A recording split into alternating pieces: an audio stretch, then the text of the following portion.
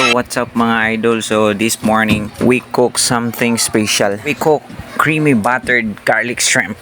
First mga idol, i-crush lang natin yung corn. Ayan, kagaya ng ginawa ko dyan. Ato lang i-prepare mga idol para diretso na itong luto. So isunod naman natin linisin yung shrimp. Prepare natin. So ito yung shrimp. Tapos kukuha tayo. Yan, ihuwad na to dayon. Kisilan dayon. Ya, tapos loko na nimo dapit sa ikaduha.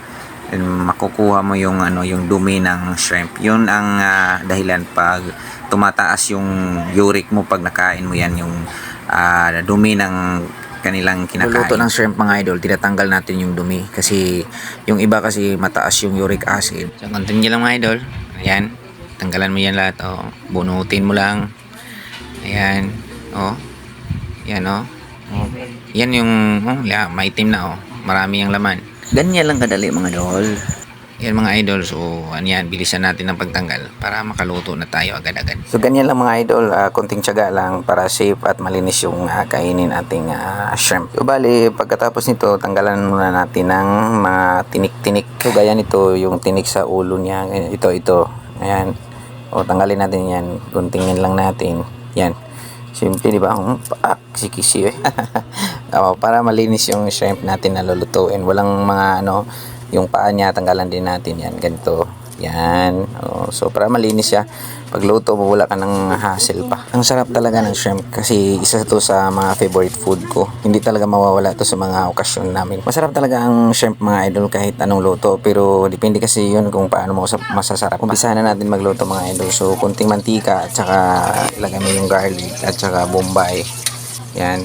So, lagyan mo ng butter. Tapos yung shrimp na igisa mo na. Kasi ng shrimp mga idol, kailangan hindi siya masyadong matagal sa apoy kasi mawawala yung lutong ng or crunchy ng shrimp natin pag masyado siyang luto. So bali mga idol, kailangan talaga na sakto lang yung luto niya, yung mapula-pula.